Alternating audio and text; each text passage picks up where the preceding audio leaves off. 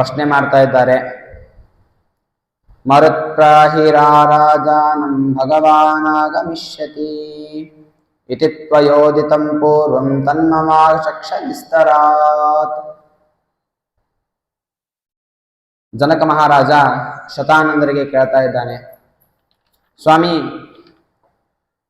ನೀವು ಹಿಂದೆ ಹೇಳಿದ್ರಿ ಅಲ್ಲಿ ವಾಯುದೇವರಿಗೂ ಮತ್ತು ಶೇಷದೇವರಿಗೂ ಒಂದು ಸಂವಾದ ಆಯಿತು. ಅದರ ಒಂದು ಹಿನ್ನೆಲೆಯಲ್ಲಿ ಅದಕ್ಕೆ ಶೇಷಗಿರಿ ಎಂಬುದಾಗಿ, ಶೇಷಶೈಲ ಎಂಬುದಾಗಿ ಹೆಸರು ಬಂತು ಅಂತ ಹೇಳಿದ್ರಿ. ಅಂತಹ ಶೇಷಾಚಲಕ್ಕೆ ಭಗವಂತ ಬಂದಿದ್ದು ಹೇಗೆ? ಕಥಂ ನಾರಾಯಣ ಪ್ರಾಪ್ತ ಕಸ್ಮಾದ್ವಾತ್ ಕಾರಣಾನ್ ಮುನೇ ತತ್ರಾಗತ್ಯ ಕೃತಂ ಕರ್ಮ ತನ್ಮಮಾಚಕ್ಷ್ವ ಭೂಸುರ. ಅಂತಹ ಶೈಲಗಿರಿಗೆ ಭಗವಂತ ವೈಕುಂಠವನ್ನ ಬಿಟ್ಟು ಬಂದಿದ್ದ್ಯಾಕೆ? ಬಂದು ಏನ್ ಮಾಡಿದ? ಯಾತಕ್ಕೋಸ್ಕರವಾಗಿ ಅವನು ಭೂಲೋಕಕ್ಕೆ ಬರಬೇಕಾಯಿತು? ಭೂಲೋಕದಲ್ಲಿ ಇಷ್ಟು ಜಾಗ ಇರಬೇಕಾದ್ರೂ ನೇರವಾಗಿ ವೆಂಕಟಗಿರಿಗೇನೆ ಹೋಗಿ ಯಾಕೆ ವಾಸ ಮಾಡಿದ? ಇದನ್ನೆಲ್ಲವನ್ನು ಕೂಡ ನೀವು ತಿಳಿಸ್ಬೇಕು ಅಂತ ಜನಕ ಮಹಾರಾಜ ಶತಾನಂದರಿಗೆ ಪ್ರಾರ್ಥನೆಯನ್ನು ಮಾಡ್ತಾನೆ. ಆ ಜನಕ ಮಹಾರಾಜನ ಪ್ರಾರ್ಥನೆಯಂತೇನೆ ಶತಾನಂದ ಋಷಿಗಳು ಕೂಡ ಹೇಳ್ತಾ ಇದ್ದಾರೆ. ಪುರಾತು ಋಷಯಃ ಸರ್ವೇ ಕಶ್ಯಪಾದ್ಯ ಮುನೀಶ್ವರಾಃ ಸುಮುಖಂ ಜಾಹ್ನವೀ ತೀರೆ ಸಂತೋಷಾಚ್ಚಕ್ರಿರೆ ದ್ವಿಜಾಃ. ಹಿಂದೆ ಗಂಗಾ ನದಿ ತೀರದಲ್ಲಿ ಕಶ್ಯಪರೇ ಮೊದಲಾದಂತಹ ಎಲ್ಲ ಋಷಿಮುನಿಗಳು ಕೂಡ ಒಟ್ಟುಗೂಡಿದ್ರು. ಯಾಕೆ ಅಂತಂದ್ರೆ ಅವರು ಮಹತ್ತರವಾದಂತಹ ಒಂದು ಯಜ್ಞವನ್ನ ಮಾಡಬೇಕು ಎಂಬುದಾಗಿ ಸಂಕಲ್ಪ ಮಾಡಿಕೊಂಡಿದ್ರು. ಯಜ್ಞವನ್ನ ಯಾಕೆ ಮಾಡ್ತಾ ಇದ್ದಾರೆ ಅಂದ್ರೆ ಲೋಕ ಕಲ್ಯಾಣ ಆಗಲಿ ಅನ್ನೋದಕ್ಕೋಸ್ಕರವಾಗಿ ಮಾಡ್ತಾ ಇದ್ದಾರೆ. ಯಾರನ್ನ ಕುರಿತು ಯಜ್ಞವನ್ನ ಮಾಡಬೇಕು? ಯಜ್ಞದಲ್ಲಿ ಯಾರನ್ನ ಮುಖ್ಯ ದೇವತೆಯನ್ನಾಗಿ, ಪ್ರಧಾನ ದೇವತೆ ಅಂತ ನಾವು ಯಜ್ಞ ಮಾಡ್ಬೇಕಾದ್ರೆ ನೋಡ್ತಿರ್ತೇವೆ. ಹೋಮ ಮಾಡ್ಬೇಕಾದ್ರೆ ಆ ಹೋಮದ ಕುಂಡದ ಮುಂದೆ ನಾವು ದೊಡ್ಡದು ಒಂದು ಕಲಶವನ್ನ ಇಟ್ಟಿರ್ತೇವೆ. ಅದರ ಸುತ್ತಲೂ ಚಿಕ್ಕ ಚಿಕ್ಕ ಕಲಶಗಳೆಲ್ಲ ಇರ್ತವೆ. ಏನದು ಅಂತಂದ್ರೆ ಮಧ್ಯದಲ್ಲಿ ಒಂದು ನಾವು ದೊಡ್ಡ ಕಲಶ ಇಟ್ಟಿರ್ತೇವೆ, ಅದು ಪ್ರಧಾನ ಕಲಶ. ಆ ಕಲಶದಲ್ಲಿ ಆ ಯಜ್ಞದ ಪ್ರಧಾನ ದೇವತೆಯನ್ನ ಆವಾಹನೆ ಮಾಡ್ತೇವೆ. ಸುತ್ತಮುತ್ತಲೂ ಕೂಡ ನಾವೇನು ಚಿಕ್ಕ ಚಿಕ್ಕ ಕಲಶಗಳನ್ನು ಇಟ್ಟಿರ್ತೇವಲ್ಲ, ಅಲ್ಲಿ ನವಗ್ರಹ, ಪರಿವಾರ ದೇವತೆಗಳು, ಅಷ್ಟಲೋಕಪಾಲಕರು, ದಿಕ್ಪಾಲಕರು, ಪಂಚಲೋಕಪಾಲಕರು, ಈ ದೇವತೆಗಳನ್ನ ನಾವು ಅಲ್ಲಿ ಆವಾಹನೆ ಮಾಡಿ, ಅದೇ ರೀತಿ ಪ್ರಧಾನ ದೇವತೆಗೆ ಸಹಕಾರಿಯಾದಂತಹ ಯಾವ ದೇವತೆಗಳಿರ್ತಾರೋ ಅಂದ್ರೆ ಅವರ ಹೆಂಡಂದಿರು ಮುಂತಾದವರನ್ನ ಅಲ್ಲಿ ನಾವು ಆವಾಹನೆ ಮಾಡ್ತೇವೆ. ಈ ವಿಧವಾಗಿ ಒಂದು ಹೋಮವನ್ನ ಮಾಡಬೇಕು. ಆ ಹೋಮದಲ್ಲಿ ಯಾರು ಪ್ರಧಾನ ದೇವತೆ ಆಗಿರ್ತಾರೆ ಅಲ್ಲ, ಆ ದೇವತೆಯ ಮಂತ್ರವನ್ನ ಹೇಳಿ ಆ ದೇವತೆಗೇನೆ ಸ್ವಾಹಾಕಾರವನ್ನ ಹೆಚ್ಚಾಗಿ ಹಾಕಬೇಕು. ಇನ್ನು ಅದೇ ರೀತಿಯಾಗಿ ಆ ಯಜ್ಞವನ್ನೆಲ್ಲ ಮಾಡಿದ ಮೇಲೆ ಸಂಪೂರ್ಣವಾದ ಯಜ್ಞದ ಫಲವನ್ನ ಆ ದೇವತೆಗೆ ನಾವು ಸಮರ್ಪಣೆ ಮಾಡಬೇಕು. ಮಾಡಿದ್ರೆ ಆಗ ಆ ದೇವತೆ ಏನು ಮಾಡ್ತಾನೆ, ನಮಗೆ ಬೇಕಾದದ್ದನ್ನ ದೇವತೆ ಕೊಡ್ತಾನೆ. ಆ ಕಾಲದಲ್ಲಿ ಏನಾಯ್ತು ಅಂತಂದ್ರೆ ತಸ್ಮಿನ್ ಕಾಲೇ ಮುನಿಶ್ರೇಷ್ಠೋ ನಾರದೋ ಮುನಿ ಸತ್ತಮಃ ವಾಚ ವಚನಂ ವಿಪ್ರಾನ್ ಕಿಮರ್ಥಂ ಯಜ್ಞಮುತ್ತಮಂ. ಆ ಸಂದರ್ಭದಲ್ಲಿ ಅಲ್ಲಿಗೆ ನಾರದರು ಬರ್ತಾರೆ. ಸಂಚಾರ ಮಾಡ್ತಾ ಮಾಡ್ತಾ ಬಂದು ಕೇಳ್ತಾರೆ, ಇಲ್ಲಿ ಮುನಿಗಳೇ, ನೀವೆಲ್ಲ ಯಜ್ಞವನ್ನ ಮಾಡ್ತಾ ಇದ್ದೀರಿ, ತುಂಬಾ ಒಳ್ಳೆಯ ವಿಚಾರ. ಈ ಯಜ್ಞಕ್ಕೆ ಯಾರು ಪ್ರಧಾನ ದೇವತೆ? ಯಾರಿಗೆ ಈ ಯಜ್ಞ ಫಲವನ್ನ ನೀವು ಕೊಡ್ತೀರಿ? ಯಾರಿದಕ್ಕೆ ಅಧ್ವರ್ಯು? ಏನಾದ್ರೂ ವಿಚಾರ ಮಾಡಿದೀರಾ? ಯಾರಿಗೆ ಕೊಡಬೇಕು, ಯಾರನ್ನ ಕೂಡಿಸ್ಬೇಕು? ಯಾಕೆ ಅಂದ್ರೆ ಬ್ರಹ್ಮ, ವಿಷ್ಣು, ಮಹೇಶ್ವರ ಮೂವರೂ ಕೂಡ ಅತ್ಯಂತ ಪ್ರಖ್ಯಾತರಾದವರು. ಅವರು ಮೂವರಲ್ಲಿ ಯಾರಿಗೆ ಕೊಡ್ತೀರಿ ನೀವು ಅಂತ ಕೇಳಿದಾಗ ಆಗ ಎಲ್ಲ ಋಷಿಗಳಿಗೂ ಕೂಡ ಸಂಶಯ ಶುರು ಆಯಿತು. ಹೌದು, ಯಾರಿಗೆ ಕೊಡಬೇಕು ಅಂತ. ಆಗ ಆ ಮಧ್ಯದಲ್ಲಿ ಭೃಗು ಮುನಿಗಳಿದ್ರು.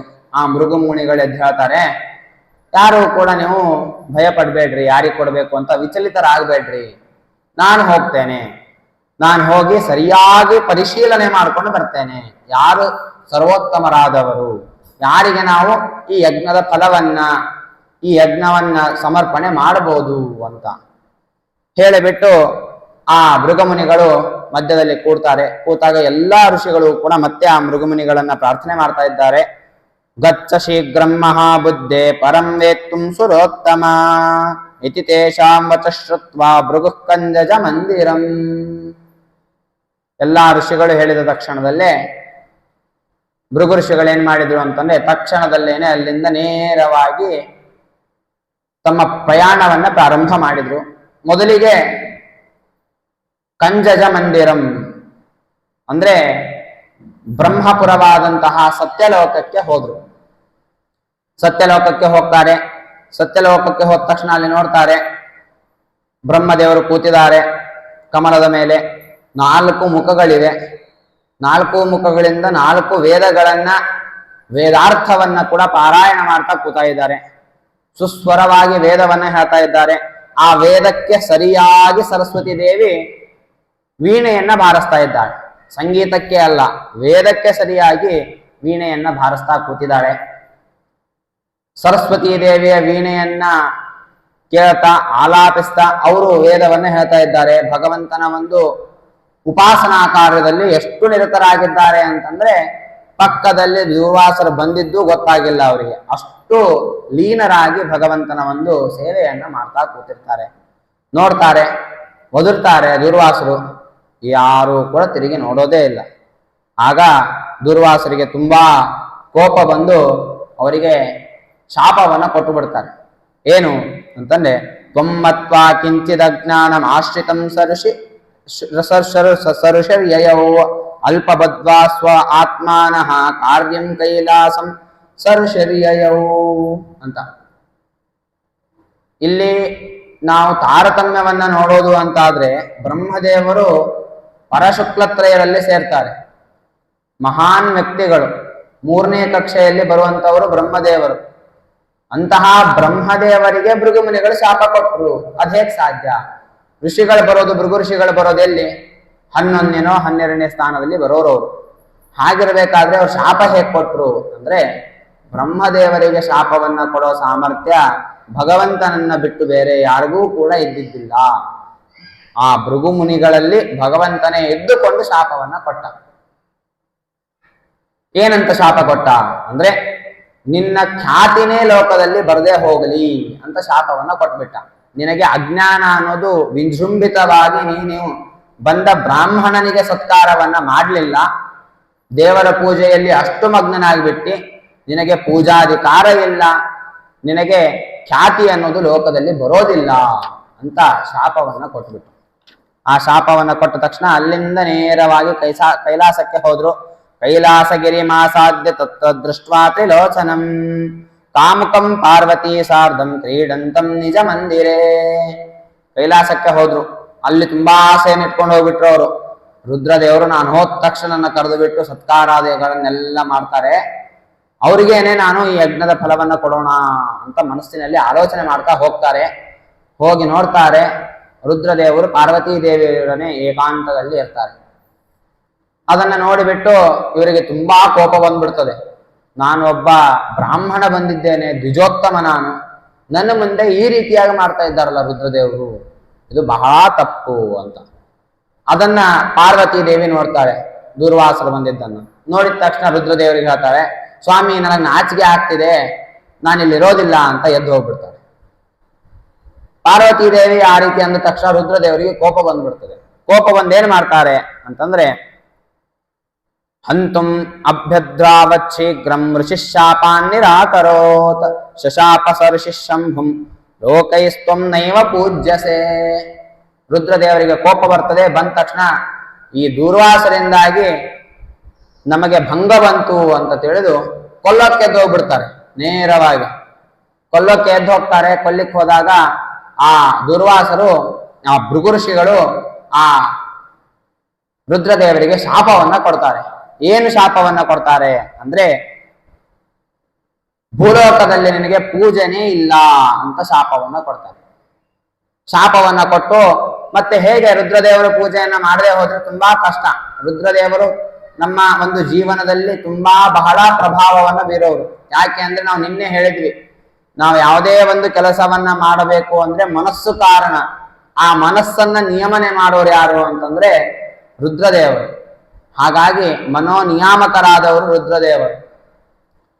ಆ ಮನಸ್ಸು ಹತೋಟಿಯಲ್ಲಿ ಇರಬೇಕು ಅಂತಂದ್ರೆ ಆವಾಗ ರುದ್ರದೇವರ ಒಂದು ವಿಶೇಷ ಪ್ರಸಾದ ನಮಗೆ ಇರಬೇಕು. ರುದ್ರದೇವರ ಪ್ರಸಾದ ಆಗಬೇಕು ಅಂತಂದ್ರೆ ಅವರ ಪೂಜೆ ಪುನಸ್ಕಾರ ಇತ್ಯಾದಿಗಳೆಲ್ಲ ನಡಿಬೇಕು. ಹಾಗಾಗಿ ಮತ್ತೇನ್ ಮಾಡಿದ್ರು ಅಂತಂದ್ರೆ ತ್ವಚ್ಚಿಷ್ಣ ಪೂಜನೇನೈವ ಲೋಕೆ ಖ್ಯಾತಿಂದ ವಿಶ್ಯಸಿ ಅಂತ. ನಿನಗೆ ಪೂಜೆ ಇಲ್ಲ, ನಿನ್ನ ಲಿಂಗದ ಪೂಜೆಯಿಂದಲೇನೆ ನೀನು ಲೋಕದಲ್ಲಿ ಪೂಜೆಯನ್ನ ಸ್ವೀಕಾರ ಮಾಡಬೇಕು ಅಂತ ಶಾಪವನ್ನ ಕೊಡ್ತಾರೆ. ಶಾಪವನ್ನ ಕೊಟ್ಟು ಪುನಃ ಅಲ್ಲಿ ಅವರಿಗೆ ಮನಸ್ಸಿಗೆ ಖೇದ ಅನ್ನೋದುಂಟಾಗ್ತದೆ ಭೃಗು ಋಷಿಗಳಿಗೆ. ಅಲ್ಲಿಂದ ನೇರವಾಗಿ ವೈಕುಂಠಕ್ಕೆ ಹೋಗ್ತಾರೆ. ವೈಕುಂಠಕ್ಕೆ ಹೋಗಿ ನೋಡ್ತಾರೆ, ತುಂಬಾ ರತ್ನಮಯವಾದ ಬಂಗಾರದ ಪ್ರಾಕಾರ, ಒಳ್ಳೆ ಸುಂದರವಾದ ರತ್ನಗಳಿಂದ ನಿರ್ಮಿತವಾದ ಗೋಪುರ, ಒಳಗಡೆ ಪ್ರವೇಶ ಮಾಡ್ತಾರೆ. ಭವ್ಯವಾದಂತಹ ಆ ಕೊಠಡೆಗಳು ವಿನ್ಯಾಸಗಳನ್ನು ನೋಡಿಬಿಟ್ಟು ಆಶ್ಚರ್ಯಚಕಿತರಾಗ್ತಾರೆ. ನೋಡಿಬಿಟ್ಟು ಮುಂದೆ ಹೋಗ್ತಾರೆ. ನಾರಾಯಣನಾದ್ರೂ ಕೂಡ ನನಗೆ ಆತಿಥ್ಯ ಸತ್ಕಾರವನ್ನ ಮಾಡ್ತಾನೆ, ಇಷ್ಟು ಶ್ರೀಮಂತ ಇದ್ದಾನೆ, ಒಂದು ಸ್ವಲ್ಪ ಆತಿಥ್ಯ ಸತ್ಕಾರವನ್ನ ಮಾಡೋದಿಲ್ಲೇನು, ಮಾಡೇ ಮಾಡ್ತಾನೆ ಅಂತ ಅನ್ಕೊಂಡು ಹೋಗ್ತಾರೆ. ನಾರಾಯಣ ಅವನ ಶಯನಗೃಹದಲ್ಲಿ ಇರ್ತಾನೆ, ಮಲಗೋ ಕೋಣೆಯಲ್ಲಿ ಮಲ್ಕೊಂಡಿರ್ತಾನೆ, ಆದಿಶೇಷನ ಮೇಲೆ ಮಲಗಿರ್ತಾನೆ. ಲಕ್ಷ್ಮೀದೇವಿ ಪಾದ ಸೇವೆಯನ್ನ ಮಾತಾ ಕೂತಿರ್ತಾಳೆ. ಹೋಗಿ ನೋಡ್ತಾನೆ, ಮಲ್ಕೊಂಡಿರ್ತಾನೆ. ಮನೆಗೆ ನಾನು ಅತಿಥಿ ಬ್ರಾಹ್ಮಣ ಬಂದೇನಿ, ಎದ್ದು ನನಗೆ ಅತಿಥಿ ಸತ್ಕಾರವನ್ನ ಮಾಡೋದು ಬಿಟ್ಟು ಇವನು ಮಲ್ಕೊಂಡನಲ್ಲ, ಇವನು ಎಷ್ಟು ಅಹಂಕಾರ ಇರ್ಬೋದು ಅಂತ ಇವರಿಗೆ ಹಿಂದೆನೆ ಎರಡೂ ಕಡೆ ಇವರಿಗೆ ಈ ರೀತಿಯಾಗಿರ್ತದೆ. ಮನಸ್ಸಿಗೆ ತುಂಬಾ ದುಃಖ ಆಗಿರ್ತದೆ. ಆ ಕೋಪದಿಂದ ಏನು ಮಾಡ್ತಾರೆ ಅಂತಾನೆ ನೇರವಾಗಿ ಹೋಗಿ ಭಗವಂತನ ಹೃದಯಕ್ಕೆ ತಮ್ಮ ಪಾದದಿಂದ ಒದ್ದು ಬಿಡ್ತಾರೆ. ಒದ್ದ ತಕ್ಷಣ ಮಲಗಿದಂತಹ ಭಗವಂತ ಹೇಳ್ತಾನೆ, ಎದ್ದು ಬಿಟ್ಟು ನೋಡ್ತಾನೆ, ಭೃಗು ಋಷಿಗಳು ಬಂದಿರ್ತಾರೆ. ಆ ಭೃಗು ಋಷಿಗಳಿಗೆ ಆ ಭಗವಂತ ಹೇಳ್ತಾ ಇದ್ದಾನೆ, ಅಲ್ಲ ಸ್ವಾಮಿ, ನೀವು ನನ್ನ ಎದೆಗೆ ಯಾಕೆ ಹೋದ್ರಿ ನೀವು ಅಂತ ಕೇಳ್ತಾ ಇದ್ದಾನೆ. ಯಾಕೆ ಅಂತಂದ್ರೆ ಕಿಮರ್ಥಂ ತ್ವಂ ಋಷಿಶ್ರೇಷ್ಠ ಮಚ್ಚರೀರಂ ಕಠೋರಕಂ ಅಮೃತತ್ವಜರಾಯುಕ್ತಂ ಅಭೇದ್ಯಂ ದೇವದಾನವೈಹಿ. ದೇವತೆ ದಾನವರಿಂದ ವಜ್ರಾಯುಧದಿಂದ ಅಥವಾ ಬೇರೆ ಯಾವುದೇ ಒಂದು ಶಸ್ತ್ರಾಸ್ತ್ರಗಳಿಂದ ನನ್ನ ಒಂದು ದೇಹವನ್ನ ನಾಶ ಮಾಡ್ಲಿಕ್ಕಾಗೋದಿಲ್ಲ. ಅವ್ರು ಏನ್ ತಗೊಂಡು ಹೊಡೆದ್ರು ಕೂಡ ಹೊಡೆದಿದ್ದು ವಸ್ತು ಮುರಿದು ಹೋಗ್ತದೆ, ನನ್ನ ದೇಹಕ್ಕೆ ಏನೂ ಆಗೋದಿಲ್ಲ, ಅಷ್ಟು ಕಠೋರವಾದದ್ದು ನನ್ನ ದೇಹ. ಇನ್ನು ವಜ್ರಾಯುಧ ವಜ್ರಾಧ್ವಿ ದೃಢಂ ವಿದ್ದಿ ಮಚ್ಚರೀರಂ ದ್ವಿಜೋತ್ತಮ ಕಿಮರ್ಥಂ ತಾಡಿತಂ ವಿಪ್ರ ಕೋಮಲಾಂಗ್ರಿ ತಲೇನ ತತ್. ನಿಮ್ಮ ಪಾದ ಕಮಲದ ರೀತಿಯಾಗಿ ಕೋಮಲವಾದದ್ದು, ಅಂತಹ ಪಾದದಿಂದ ಇಷ್ಟು ಕಠೋರವಾದ ವಜ್ರದಂತಿರುವಂತಹ ನನ್ನ ದೇಹಕ್ಕೆ ನೀವು ಒದ್ದು ಬಿಟ್ರಿ, ನಿಮ್ ಕಾಲಿಗೆ ಏನಾಯ್ತೇನೋ ತೋರಿಸ್ರಿ ಅಂತ ಕಾಲನ್ನ ಹಿಡ್ಕೊಂಡು ಅವ್ರ ಕಾಲನ್ನ ಒತ್ತುತ್ತಾನೆ ಭಗವಂತ. ಒತ್ತಿಬಿಟ್ಟು ಅವರನ್ನು ಸಮಾಧಾನ ಪಡಿಸ್ತಾನೆ. ಅವ್ರಿಗೆ ಹೇಳ್ತಾನೆ, ನೀವು ಇಲ್ಲೇ ಕೂತಿರಿ ಅಂತ ಹೇಳಿ ತಾನೇ ಹೋಗಿ ಹೆಚ್ಚು ಬಿಸಿನೂ ಅಲ್ಲ ಅಟ್ಟಾಗೆ ತಣ್ಣಗೂ ಅಲ್ಲ, ಮಧ್ಯಮವಾದಂತಹ ಉಗುರು ಬೆಚ್ಚಗಿನ ನೀರನ್ನು ತಗೊಂಡು ಬಂದು ಆ ಪಾದಕ್ಕೆ ಪ್ರಕ್ಷಾಲನೆಯನ್ನ ಮಾಡ್ತಾನೆ. ಪ್ರಕ್ಷಾಲನೆಯನ್ನ ಮಾಡಿ ಬ್ರಾಹ್ಮಣರಿಗೆ ಏನು ಪಂಚೋಪಚಾರಗಳನ್ನ ಮಾಡಬೇಕಲ್ಲ, ಆ ಪಂಚೋಪಚಾರಗಳನ್ನ ಭೃಗು ಋಷಿಗಳಿಗೆ ಮಾಡ್ತಾನೆ. ಮಾಡಿದ ತಕ್ಷಣ ಆ ಭೃಗು ಋಷಿಗಳಿಗೆ ಕಾಲಲ್ಲಿ ಒಂದು ಕಣ್ಣಿರ್ತದೆ. ಆ ಕಣ್ಣಿನಿಂದಾಗಿ ಅವರಿಗೆ ಕೋಪ ಹೆಚ್ಚುತ್ತಾ ಇರ್ತದೆ. ಆಗ ಅವರ ಕಾಲನ್ನ ತೊಳೆಯುವ ನೆಪದಲ್ಲಿ ಆ ಕಣ್ಣನ್ನ ನಿಧಾನವಾಗಿ ಒತ್ತಿ ಬಿಡ್ತಾನೆ. ಒತ್ತಿದ ತಕ್ಷಣ ಇದ್ದ ಕೋಪ ಎಲ್ಲ ಕೂಡ ಕರಿಗೆ ಹೋಗ್ಬಿಡ್ತದೆ. ಆಗ ಅವರಿಗೆ ಪುನಃ ಶಾಂತ ಚಿತ್ತರಾಗಿ ಭಗವಂತ ಮಾಡುವಂತಹ ಯಾವ ಉಪಚಾರವಿದೆ ಎಲ್ಲವನ್ನ ಸ್ವೀಕಾರ ಮಾಡ್ತಾರೆ. ಸ್ವೀಕಾರ ಮಾಡಿ ಅಲ್ಲಿಂದ ನೇರವಾಗಿ ಮತ್ತೆ ಭೂಲೋಕಕ್ಕೆ ಬರ್ತಾರೆ. ಭೂಲೋಕಕ್ಕೆ ಬಂದು ಹೇಳ್ತಾರೆ, ಎಲ್ಲಾ ದೇವತೆಗಳನ್ನು ನಾನು ಪರೀಕ್ಷೆ ಮಾಡಿ ನೋಡಿದೆ, ಪರಿಶೀಲನೆ ಮಾಡಿ ನೋಡಿದೆ, ನಾರಾಯಣ ಒಬ್ಬನೇನೆ ಸರ್ವೋತ್ತಮ, ಅವನೇನೆ ನಾವು ಮಾಡುವಂತಹ ಯಜ್ಞಕ್ಕೆ ಮುಖ್ಯ ಅಧಿಕಾರಿ ಆಗ್ತಾನೆ, ಅವನನ್ನ ಬಿಟ್ಟು ಯಾರೂ ಆಗೋದಿಲ್ಲ ಅಂತ ಈ ರೀತಿಯಾಗಿ ಎಲ್ಲ ಋಷಿಗಳಿಗೂ ಕೂಡ ಹೇಳ್ತಾನೆ. ಹೇಳಿದಾಗ ಅದನ್ನ ಕೇಳಿದಂತಹ ಎಲ್ಲ ಋಷಿಗಳು ಕೂಡ ಹರಿಸ್ಸರ್ವೋತ್ತಮ ಸಾಕ್ಷಾತ್ ರಮಾದೇವಿ ತದನಂತರಂ ವಿದರ್ವಾಯುಸ್ತದಂತೆ ಚ ತದಂತೆ ಸರ್ವಪೂರ್ವಕ. ತಾರತಮ್ಯ ಭಾವನೆಯನ್ನು ತಿಳ್ಕೊಳ್ತಾರೆ. ಮೊದಲಿಗೆ ಬರುವವನು ನಾರಾಯಣ, ನಾರಾಯಣನ ನಂತರದಲ್ಲಿ ರಮಾದೇವಿ, ರಮಾದೇವಿಯ ನಂತರದಲ್ಲಿ ಬ್ರಹ್ಮ ವಾಯುಗಳು, ಅವರ ನಂತರದಲ್ಲಿ ಭಾರತಿ ಸರಸ್ವತಿಯರು, ಅವರ ನಂತರದಲ್ಲಿ ಗರುಡ ಶೇಷ ರುದ್ರರು. ಈ ರೀತಿಯಾಗಿ ನಾವು ಉಪಾಸನೆಯನ್ನ ಮಾಡಬೇಕು ಅಂತ ಒಂದು ತಾರತಮ್ಯ ಕ್ರಮವನ್ನು ತಿಳ್ಕೊಂಡ್ಬಿಟ್ಟು ಎಲ್ಲಾ ದೇವತೆಗಳು ಕೂಡ ಹರಿಂ ನಿಶ್ಚಿತ್ಯ ಸರ್ವೇಶಂ ಚಕ್ರುಸ್ತಸ್ಮೈ ಮಖಾರ್ಪಣಂ ತತಸ್ತು ಭಗವಾನ್ ದೇವ ಏಕಾಂತೆ ನಿಜ ಮಂದಿರೇ. ಈ ರೀತಿಯಾಗಿ ಎಲ್ಲರೂ ಕೂಡ ಭಗವಂತನನ್ನೇ ಸರ್ವೋತ್ತಮ ಅಂತ ತಿಳಿದು ಅವನಿಗೇನೇ ನಾವು ಈ ಸಂಪೂರ್ಣದ ಯಜ್ಞದ ಒಂದು ಫಲವನ್ನ ಕೊಡಬೇಕು, ಅವನನ್ನೇ ಪ್ರಧಾನ ದೇವತೆಯನ್ನಾಗಿ ಇಟ್ಕೊಂಡು ನಾವು ಯಜ್ಞವನ್ನ ಮಾಡಬೇಕು ಅಂತ ನಿಶ್ಚಯ ಮಾಡಿಕೊಂಡು ಯಜ್ಞವನ್ನ ಪ್ರಾರಂಭ ಮಾಡ್ತಾರೆ. ಯಜ್ಞವನ್ನ ಪರಿಸಮಾಪನೆ ಮಾಡಿ ಭಗವಂತನಿಗೆ ಅರ್ಪಣೆ ಮಾಡ್ತಾರೆ. ಇಷ್ಟು ಭೂಲೋಕದಲ್ಲಿ ನಡೀತು. ವೈಕುಂಠದಲ್ಲಿ ಮತ್ತೊಂದು ಜಗಳ ನಡೀಲಿಕ್ಕೆ ಶುರು ಆಯ್ತು. ಇಲ್ಲಿ ಏನು ಅಂತಂದ್ರೆ, ಆಗ ರಮಾದೇವಿ ಮತ್ತೆ ಪರಮಾತ್ಮ ಇಬ್ರು ಕೂಡ ಕೂತಿರ್ತಾರೆ. ರಮಾದೇವಿಗೆ ಕೋಪ ಬಂದ್ಬಿಟ್ಟಿರ್ತದೆ. ರಮಾದೇವಿ ಹೇಳ್ತಾ ಇದ್ದಾಳೆ, ಗಚ್ಚಾಮಿ ದೇವದೇವೇಶ ತ್ವಾಂ ತ್ಯಕ್ವಾತ್ ಜಗದೀಶ್ವರ, ನಾನ್ ನಿನ್ನ ಬಿಟ್ಟು ಹೋಗ್ಬಿಡ್ತೇನೆ, ನಾನ್ ನಿನ್ ಜೊತೆ ಇರೋದಿಲ್ಲ. ಯಾಕೆ ಅಂತ ಭಗವಂತ ಕೇಳ್ತಾನೆ. ಅದಕ್ಕೆ ರಮಾದೇವಿ ಹೇಳ್ತಾ ಇದ್ದಾಳೆ, ತಾಡಿತೋಸಿ ಜಗನ್ನಾಥ ಋಷಿನ ಅವರ ಜನ್ಮನ ಮೊದಲಿಂಗದ ಸ್ಥಳೇ ದೇವ ಪಾದೇನೇವ ಜಗತ್ಪತೆ. ನನ್ನ ವಾಸಸ್ಥಾನವಾದ, ನನ್ನ ಆಲಿಂಗನಾ ಸ್ಥಾನವಾದಂತಹ ನಿನ್ನ ಎದೆಗೆ ಅವರ ಜಾತಿಯಲ್ಲಿ ಹುಟ್ಟಿದಂತಹ ಋಷಿಯಿಂದ, ಅಂತಂದ್ರೆ ತಾರತಮ್ಯ ಕಕ್ಷದಲ್ಲಿ ಎಲ್ಲರಿಗಿಂತಲೂ ಕೂಡ ಕೆಳಗಡೆ ಬರುವಂತಹ ಋಷಿಯಿಂದ ನೀನು ಒದಿಸ್ಕೊಂಡು ಬಿಟ್ಟಿದೀಯಾ. ನಾನು ಇರೋದಿಲ್ಲ, ನಾನಿರೋ ಜಾಗಕ್ಕೆ ಒದಿಸಿಕೊಂಡು, ನಾನು ಆಲಿಂಗನೆ ಮಾಡುವಂತಹ ಜಾಗಕ್ಕೆ ಒದಿಸಿಕೊಂಡು ಆ ಋಷಿಯನ್ನ ಏನೂ ಹೇಳಲಾರ್ದಂಗೆ ಸತ್ಕಾರ ಬೇರೆ ಮಾಡಿ ಕಳಿಸ್ಬಿಟ್ಟಿದ್ದೀನಿ. ನೀನು ನನಗೆ ಕೋಪ ಬಂದಿದೆ, ನಾನು ಇರೋದಿಲ್ಲ, ನಾನು ನಿನ್ನ ಬಿಟ್ಟು ಹೋಗ್ತೇನೆ ಅಂತ. ಅವಾಗ ಭಗವಂತ ಅಂತಾನೆ, ನನ್ನನ್ನ ಬಿಟ್ಟು ಮತ್ತೆ ನಿನಗೆ ಯಾರಿದ್ದಾರೆ, ಎಲ್ಲಿಗೆ ಹೋಗ್ತೀನಿ ನೀನು ಅಂತ ಭಗವಂತ ಕೇಳ್ತಾನೆ. ಆಗ ಅವಳು ಹೇಳ್ತಾ ಇದ್ದಾಳೆ ಲಕ್ಷ್ಮೀದೇವಿ, ನನ್ನ ಜನ್ಮಸ್ಥಾನ ಇದೆ, ತವರ್ ಮನೆ ಇದೆ ನನಗೆ, ನಾನು ಅಲ್ಲಿಗೆ ಹೋಗ್ತೇನೆ. ಯಾವ್ದದು ಅಂತಂದ್ರೆ, ಕರವೀರಪುರಂ ದಿವ್ಯಂ ಗಚ್ಚಾಮಿ ಗರುಡ ಧ್ವಜ ಇತಿ ಪ್ರೇಮ್ನಾಚ ಕಲಹಂ ಕೃತ್ವಾತು ಹರಿನಾಸಹ. ನನ್ನ ತವ್ರ ಮನೆ ಕೊಲ್ಹಾಪುರ, ನಾನು ಅಲ್ಲಿಗೆ ಹೋಗ್ತೇನೆ, ನಾನು ಅಲ್ಲಿಗೆ ಹೋಗಿ ಅಲ್ಲೇ ಎದ್ದು ಬಿಡ್ತೇನೆ, ನಾನು ಮತ್ತೆ ತಿರುಗಿ ಬರೋದೇ ಇಲ್ಲ ನಾನು ಅಂತ ಹೇಳಿಬಿಟ್ಟು ಲಕ್ಷ್ಮೀದೇವಿ ಹೊರಟು ಹೋಗ್ಬಿಡ್ತಾಳೆ ಕೊಲ್ಹಾಪುರಕ್ಕೆ. ಸುಮಾರು ವರ್ಷಗಳಾಗ್ತದೆ. ರಮಾ ಜಗಾಮ ತಕ್ಷೇತ್ರಂ ಕರವೀರಪುರಂ ಪ್ರತಿ ಯದಾಗತಾ ಮಹಾಲಕ್ಷ್ಮಿ ತದಾ ನಾರಾಯಣೋ ಹರಿ. ಲಕ್ಷ್ಮೀದೇವಿ ಕೊಲ್ಹಾಪುರಕ್ಕೆ ಹೋಗ್ಬಿಡ್ತಾಳೆ. ಕೊಲ್ಹಾಪುರಕ್ಕೆ ಬಂದು ಕೂತು ಬಿಡ್ತಾಳೆ. ಈ ಕಡೆ ನಾರಾಯಣ ವೈಕುಂಠದಲ್ಲಿ ಒಬ್ಬನೇ ಆಗಿಬಿಡ್ತಾನೆ. ತುಂಬಾ ಕಷ್ಟ ಆಗ್ಬಿಡ್ತದೆ. ಲಕ್ಷ್ಮೀದೇವಿಯ ಒಂದು ವಿರಹದಿಂದ ತುಂಬಾ ದುಃಖ ಪಡೋದಕ್ಕೆ ಪ್ರಾರಂಭ ಮಾಡ್ತಾನೆ. ಯದ್ಯಪಿ ಅವರು ನಿತ್ಯಾವಿಯೋಗಿಗಳು, ಅವರುಗಳಿಗೆ ಬೇರೆ ಆಗುವಂತಹ ಒಂದು ವಿಧಿನೇ ಇಲ್ಲ. ಅಂತಹದ್ರಲ್ಲಿ ಬೇರೆ ಆದವರ ರೀತಿಯಲ್ಲಿ ಅವರು ತೋರಿಸಿಕೊಳ್ತಾರೆ. ಇದು ಒಂದೇ ಬಾರಿ ಏನೂ ಅಲ್ಲ ಈ ರೀತಿಯಾಗಿ ಮಾಡುವಂತಹ ನಾಟಕ. ಹಿಂದೆ ರಾಮಾಯಣದಲ್ಲಿ ರಾಮ ಮತ್ತೆ ಸೀತೆಯರು ಕೂಡ ಬೇರೆ ಬೇರೆ ಆಗ್ತಾರೆ. ರಾಮ ಕಾಡಲ್ಲಿ ಇಳ್ಕೊತಾನೆ, ಸೀತೆ ಲಂಕಾಗೆ ಹೋಗ್ತಾರೆ. ಅಲ್ಲಿಯೂ ಅಷ್ಟೇ, ಇಬ್ಬರಿಗೂ ವಿಯೋಗ ಅನ್ನೋದಿಲ್ಲೇ ಇಲ್ಲ, ನಿತ್ಯಾವಿಯೋಗಿಗಳವರು. ಆದ್ರೆ ಎಲ್ಲ ಕೂಡ ದೈತ್ಯರ ಮೋಹನೆಗೋಸ್ಕರವಾಗಿ, ಭಕ್ತರ ಒಂದು ಇಷ್ಟಾರ್ಥ ಸಿದ್ಧಿಗೋಸ್ಕರವಾಗಿ, ಯಾರು ಇಂತಹ ಸಂದರ್ಭದಲ್ಲಿಯೂ ಕೂಡ ಭಗವಂತನ ಮತ್ತು ರಮಾದೇವಿಯರ ಬಗ್ಗೆ ಸರಿಯಾದ ಪರಿಕಲ್ಪನೆಯನ್ನು ಇಟ್ಕೊಳ್ತಾರೋ ಅವರಿಗೆ ಇಷ್ಟಾರ್ಥವನ್ನು ಕೊಡ್ತಾರೆ.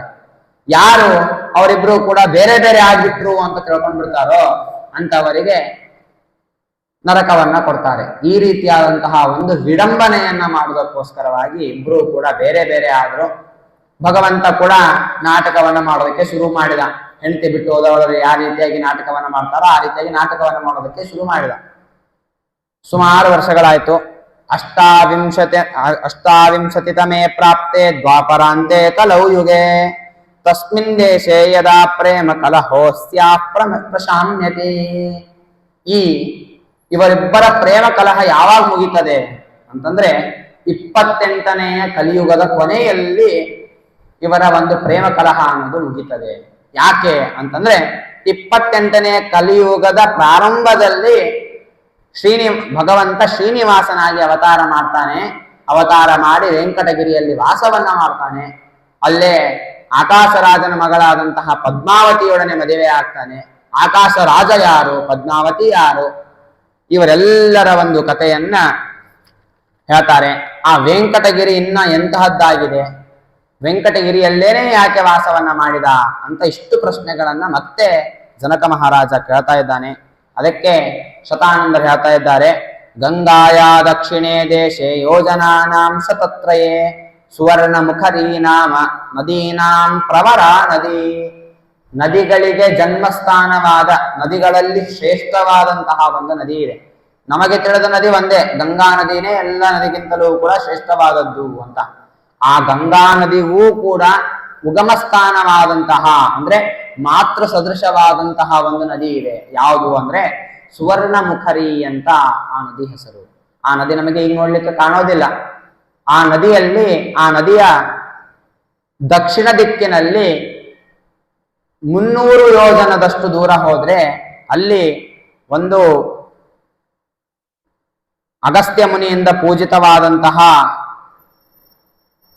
ಒಳ್ಳೆ ಶುಭವಾದಂತಹ ವರವನ್ನ ಕೊಡುವಂತಹ ಪುಣ್ಯಕರವಾದಂತಹ ಮೋಕ್ಷವನ್ನೂ ಕೊಡುವಂತಹ ಒಂದು ಪರ್ವತ ಇದೆ.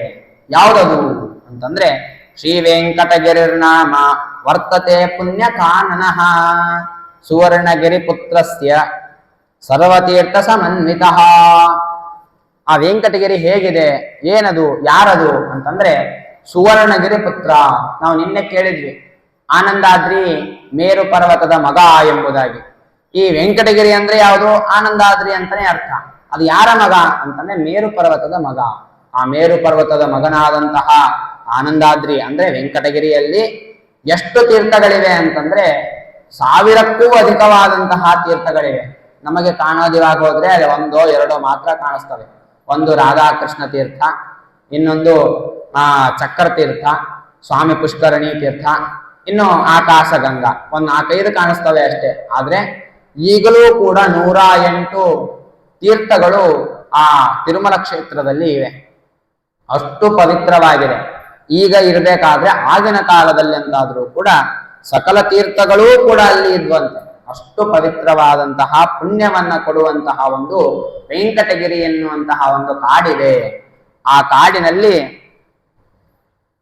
ಇನ್ನೂ ಎಂತಹದ್ದಾಗಿದೆ ಅದು ಅಂತಂತಂದ್ರೆ ಅದಕ್ಕೆ ಹೇಳ್ತಾ ಇದ್ದಾರೆ, ಹಿಂದೆ 3 ಯುಗಗಳಲ್ಲಿ 3 ರೀತಿಯಾದಂತಹ ಒಂದು ಘಟನೆ ನಡೆದಿದೆ ಅಲ್ಲಿ. ಮೊದಲಿಗೆ ವೃಷಭಾಚಲ ಅಂತ ಹೆಸರು ಬಂತು. ಅಲ್ಲಿ ಭಗವಂತ ಮತ್ತು ವೃಷಭ ಅಸುರನ ಒಂದು ಯುದ್ಧ ನಡೀತು. ಅಷ್ಟು ಮಹಾತ್ಮ ಉಳ್ಳದ್ದಾಗಿದೆ. ಇನ್ನು 2ನೇ ಯುಗದಲ್ಲಿ ಅಂಜನಾದೇವಿ ಕೂತು ಅಲ್ಲಿ ತಪಸ್ಸನ್ನ ಮಾಡಿ ವಾಯುದೇವರಂತಹ ಉತ್ತಮ ಪುತ್ರನನ್ನ ಪಡೆದಂತಹ ಸ್ಥಳ ಅದು. ವಾಯುದೇವರ ಜನ್ಮಸ್ಥಾನವಾಗಿದೆ. ಅಷ್ಟು ಮಹಾತ್ಮೆ ಉಳ್ಳದ್ದಾಗಿದೆ. ಇನ್ನು 3ನೇ ಯುಗದಲ್ಲಿ ಶೇಷದೇವರಿಗೂ ವಾಯುದೇವರಿಗೂ ಅಲ್ಲಿ ಸಂವಾದವಾದಂತಹ ಸ್ಥಳ.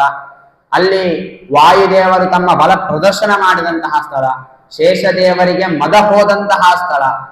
ಅಂತ ಮಹಾತ್ಮೆ ಉಳ್ಳದ್ದಾಗಿದೆ ಈ ವೆಂಕಟಗಿರಿ ಅನ್ನೋದು.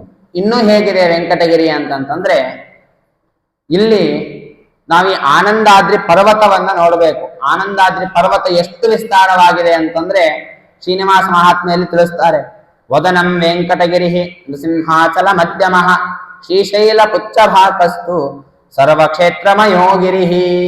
ಸರ್ಪಾಕಾರದಲ್ಲಿದೆ ಅಂತೆ ಆನಂದಾದ್ರಿ.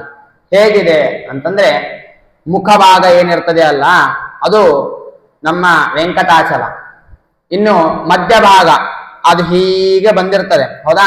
ಆ ಮಧ್ಯಭಾಗ ಏನಿದೆ ಅಲ್ಲ, ಆ ಮಧ್ಯಭಾಗ ಯಾವುದು ಅಂತಂದ್ರೆ ಅಹೋಬಲ ಕ್ಷೇತ್ರದಲ್ಲಿ ನಾವೇನ್ ನೋಡ್ತೇವಲ್ಲ ವೇದಾದ್ರಿ, ಆ ವೇದಾದ್ರಿನೇ ಮಧ್ಯಭಾಗ.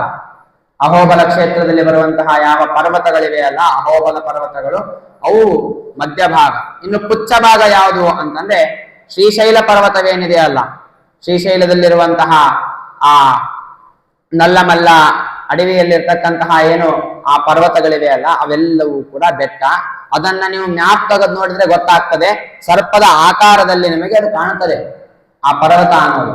ಈ ರೀತಿಯಾಗಿ ಶೇಷನ ಆಕೃತಿಯಲ್ಲಿರುವಂತಹ ಪರ್ವತ ಇದು. ಆ ಶೇಷನ ಮುಖಭಾಗವಾದಂತೆ ಇದೆ ಇದು. ಯಾಕೆ ಅಂತಂದ್ರೆ ಮನುಷ್ಯನ ಸಂಪೂರ್ಣ ದೇಹದಲ್ಲಿ ತುಂಬಾ ಶ್ರೇಷ್ಠವಾದ ಭಾಗ ಯಾವುದು ಅಂತಂದ್ರೆ ಅದು ಮುಖಭಾಗ. ಅಂತಹ ಶ್ರೇಷ್ಠವಾದ ಜಾಗದಲ್ಲಿ ನಮ್ಮ ಈ ಶ್ರೀನಿವಾಸ ಬಂದು ಮುಂದೆ ನೆಲೆಸ್ತಾನೆ. ಅಂತಹ ಶೇಷಗಿರಿ. ಇನ್ನೂ ಹೇಗಿದೆ ಅದು ಅಂತಂತಂದ್ರೆ ಅನೇಕ ವಿಧವಾದಂತಹ ಹೂವು, ಹಣ್ಣು, ಬಳ್ಳಿಗಳಿಂದ ಕೂಡಿದೆ. ನಮಗೆ ಹೆಸರು ಕೂಡ ಗೊತ್ತಿರೋದಿಲ್ಲ, ಅಷ್ಟು ವಿಚಿತ್ರವಾದಂತಹ ಹೂವುಗಳಿಂದ, ಹಣ್ಣುಗಳಿಂದ, ಬಳ್ಳಿಗಳಿಂದ ಯುಕ್ತವಾಗಿದೆ. ಇನ್ನು ಅಷ್ಟೇ ಅಲ್ಲದಲೇನೆ ಪಾರಿವಾಳ, ಗುಬ್ಬಿ, ಹಂಸ, ರಾಜಹಂಸ ಮುಂತಾದ ಪಕ್ಷಿಗಳಿಂದ, ಸಿಂಹ, ಶರಭ, ಶಾರ್ದೂಲ, ವರಾಹ ಮುಂತಾದ ಪ್ರಾಣಿಗಳಿಂದ ಯುಕ್ತವಾದಂತಹ ಪರ್ವತವಾಗಿದೆ. ಈ ಗಿಡ, ಬಳ್ಳಿ, ಮರ, ಸಿಂಹ, ಶಾರ್ದೂಲ, ವಾನರ ಇವರೆಲ್ಲ ಯಾರು ಆ ಪರ್ವತದಲ್ಲಿರೋರು ಅಂತಂದ್ರೆ ಅದನ್ನ ತಿಳಿಸ್ತಾ ಇದ್ದಾರೆ. ಏವಂ ಮನೋಹರ ಶ್ರೀಮಾನ್ ಪರ್ವತ ಪುಣ್ಯಕಾನನಃ ಕರವೋ ದೈವತಗಣಾಹ ಮೃಗಾಶ್ಚ ಋಷಿಪುಂಗವಾಹ ಪಿತರಃ ಪಕ್ಷಿಣ ಸರ್ವೇ ಪಾಷಾಣ ಯಕ್ಷ ಕಿನ್ನರಾಹ. ಅಲ್ಲಿ ವೆಂಕಟಗಿರಿಯಲ್ಲಿ ನಾವು ಕಾಣುವಂತಹ ಪ್ರತಿಯೊಂದು ಗಿಡ ಆಗಲಿ, ಬಳ್ಳಿ ಆಗಲಿ, ಪ್ರಾಣಿ ಆಗಲಿ, ಅಥವಾ ಒಂದೊಂದು ಕಲ್ಲುಗಳು ಆಗಲಿ, ಅದ್ಯಾವುದೂ ಕೂಡ ಸಾಮಾನ್ಯವಾದ ನಮ್ಮ ಈ ಸಾಮಾನ್ಯ ಪ್ರದೇಶದಲ್ಲಿ ಇರುವಂತಹ ಗಿಡ, ಮಣ್ಣು, ಕಲ್ಲು, ಪ್ರಾಣಿ, ಪಕ್ಷಿಗಳಂತೆ ಅಲ್ಲ. ದೇವತೆಗಳೆಲ್ಲರೂ ಕೂಡ ಗಿಡವಾಗಿ ನಿಂತಿದ್ದಾರೆ. ಯಾಕೆ? ಮುಂದೆ ಭಗವಂತ ಬರ್ತಾನೆ, ಬಂದ ತಕ್ಷಣ ದರ್ಶನ ಮಾಡಬೇಕು. ಅದಕ್ಕೋಸ್ಕರವಾಗಿ ಮುಂಚೆನೆ ಹೋಗಿ ಗಿಡ ಆಗಿ ನಿಂತು ಬಿಟ್ಟಿದ್ದಾರೆ. ಇನ್ನು ಋಷಿ ಮುನಿಗಳೆಲ್ಲರೂ ಕೂಡ ಏನಾಗಿದ್ದಾರೆ? ಮೃಗಗಳಾಗಿ, ಸಿಂಹ, ಶರಭ, ಶಾರ್ದೂಳಾದಿಗಳಾಗಿ ತಿರುಗ್ತಾ ಇದ್ದಾರೆ. ಭಗವಂತ ಬಂದ್ರೆ ಸಾಕು, ಹೋಗಿ ದರ್ಶನ ಮಾಡಿಬಿಡೋಣ ಅಂತ. ಇನ್ನು ಪಿತೃದೇವತೆಗಳು ಅವರೆಲ್ಲರೂ ಕೂಡ ಪಕ್ಷಿಗಳಾಗಿದ್ದಾರೆ. ಪಕ್ಷಿಗಳಾಗಿ ಅಲ್ಲಿ ಹಾರ್ತಾ ಹಾರ್ತಾ ಆ ವೆಂಕಟಗಿರಿಯಲ್ಲಿ ವಾಸವನ್ನ ಮಾಡ್ತಾ ಇದ್ದಾರೆ. ಇನ್ನು ಯಕ್ಷ ಕಿನ್ನರರು, ಗಂಧರ್ವರು ಇವರೆಲ್ಲರೂ ಕೂಡ ಆಗಿದ್ದಾರೆ, ಅಲ್ಲಿರುವಂತಹ ಕಲ್ಲು, ಬಂಡೆ ಮುಂತಾದವುಗಳಾಗಿ ಅಲ್ಲಿ ವಾಸವನ್ನ ಮಾಡ್ತಾ ಇದ್ದಾರೆ. ಇಷ್ಟು ವಿಶೇಷವಾದಂತಹದ್ದು ಈ ಪರ್ವತ. ಇನ್ನು ಅಷ್ಟೇ ಅಲ್ಲದಲೇನೆ ಏವಂ ಪ್ರಭಾವೋಸ್ಯ ಗಿರೀಂದ್ರ ಜನ್ಮನಃ ಶ್ರೀ ವೆಂಕಟೇಶಾದ್ರೇಸ್ತು ಹರೇಸ್ತತೈವ ಜಾನಂತಿ ನ ಬ್ರಹ್ಮ ಶಿವೇಂದ್ರ ಪೂರ್ವಕಾಃ ಅತ್ಯಲ್ಪ ವೀರ್ಯ ಮನುಜಾಸ್ತು ಕಿಂ ಪುನಃ. ವೆಂಕಟಗಿರಿ ಮಹಾತ್ಮೆಯನ್ನ ಎಷ್ಟು ಸಾಧ್ಯನೋ ನಾನು ಅಷ್ಟು ಹೇಳ್ತಾ ಇದ್ದೇನೆ ಅಷ್ಟೇ. ಯಾಕೆ ಅಂತಂದ್ರೆ ಭಗವಂತನ ವಾಸಸ್ಥಾನ ಭೂ ವೈಕುಂಠ ಅದು. ಅಂತಹ ವೆಂಕಟಗಿರಿ ಬಗ್ಗೆ ನನಗೆ ಹೇಳಲಿಕ್ಕೆ ಆಗೋದಿಲ್ಲ. ಇನ್ನು ಯಾರು ಹೇಳಬಹುದು ಅಂತಂದ್ರೆ ಬ್ರಹ್ಮ ರುದ್ರದೇವರು ಹೇಳಲಿಕ್ಕೆ ಪ್ರಯತ್ನವನ್ನ ಮಾಡಬಹುದು. ಅವರಿಗೂ ಕೂಡ ಸಂಪೂರ್ಣವಾಗಿ ಹೇಳಿಕ್ಕಾಗುವುದಿಲ್ಲ. ಅವರು ಕೂಡ ಅವ್ರಿಗೆ ಎಷ್ಟು ತಿಳಿದಿದೆಯೋ ಅಷ್ಟು ಅವ್ರು ಹೇಳ್ತಾರೆ. ಆದ್ರೆ ನನಕ್ಕಿಂತ ಜಾಸ್ತಿ ಹೇಳ್ತಾರೆ ಅವರು. ನಾನಾದ್ರೂ ಕೂಡ ಅಲ್ಪನಾದವನು, ಮನುಷ್ಯ ಜಾತಿಯಲ್ಲಿ ಹುಟ್ಟಿದವನು, ನಾನು ಎಷ್ಟು ತಿಳ್ಕೊಂಡಿದ್ದೇನೋ ಅಷ್ಟೇ ಹೇಳ್ತಾ ಇದ್ದೇನೆ ಅಂತ ಹೇಳ್ತಾ ಇದು ಶ್ರೀ ಭವಿಷ್ಯೋತ್ತರ ಪುರಾಣೆ ವೆಂಕಟಗಿರಿ ಮಹಾತ್ಮೆ ದ್ವಿತೀಯೋಧ್ಯಾಯ. ಇನ್ನ ಮುಂದೆ